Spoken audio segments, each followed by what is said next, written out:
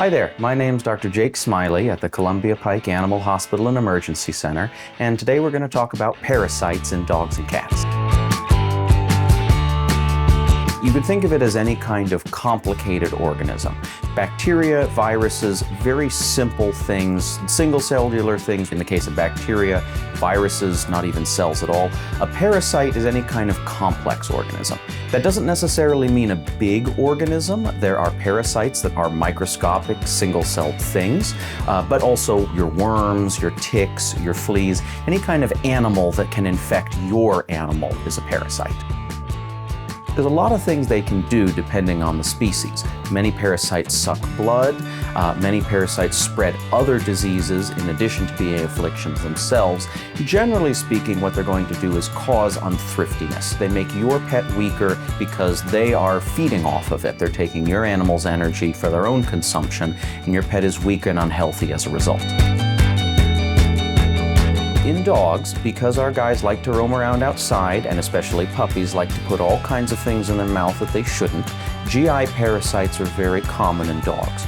We're talking things like roundworms, giardia, whipworms, things like that are all over the soil and in the feces of other animals, which our pets love to put in their mouths.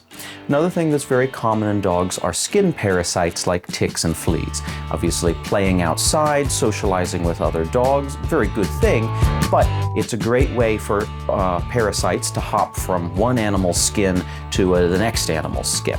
So those two things are both very common in dogs. Not as common, but certainly worrying, are the heartworms spread by mosquitoes. Well, that's going to depend a lot if your cat is indoor or outdoor. Indoor cats only, since they're not interacting with very many other animals at all, are going to have limited exposure to sources of parasites. But outdoor cats that are climbing through the brush, hunting birds and mice, are going to be susceptible to GI parasites, just like dogs, and fleas. Very common to see cats with fleas when they're roaming around outside.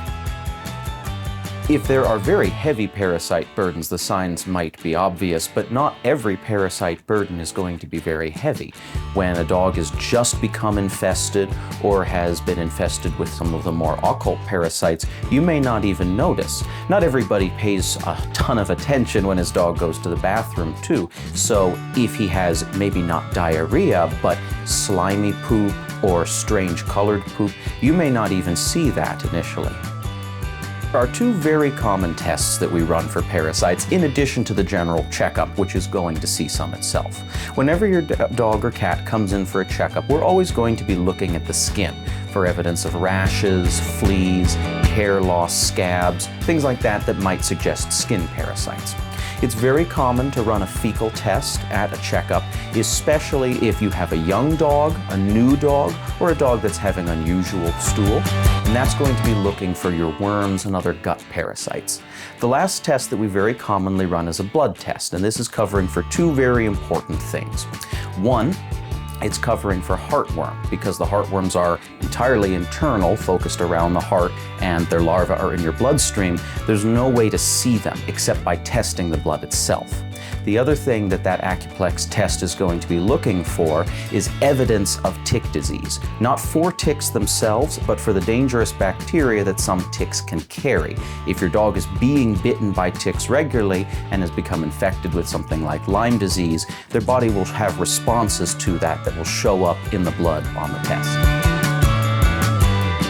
Well, thankfully, many parasites in this area are relatively easy to kill. Although they are technically animals, their systems are very different from those of our dogs and cats, and there are many products that are toxic to parasites that won't hurt your dog or your cat.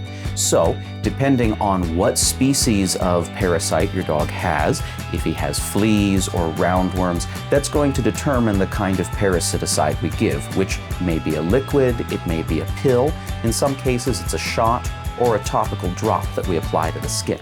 But they all work the same way. The idea is to introduce something to your pet's body that's toxic to the parasite, but not toxic to your pet. So your pet will be fine, but as that chemical circulates through your pet's body, the parasite takes it in and then dies and is either broken down or expelled out of the body, or in the case of ticks and fleas, simply falls off.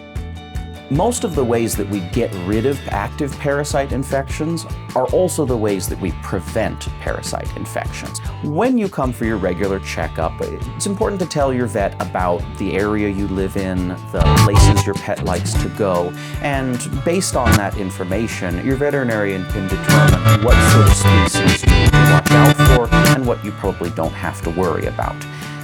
If you have, for example, an indoor cat that never associates with other cats and never leaves your house, it's probably not very likely to get fleas.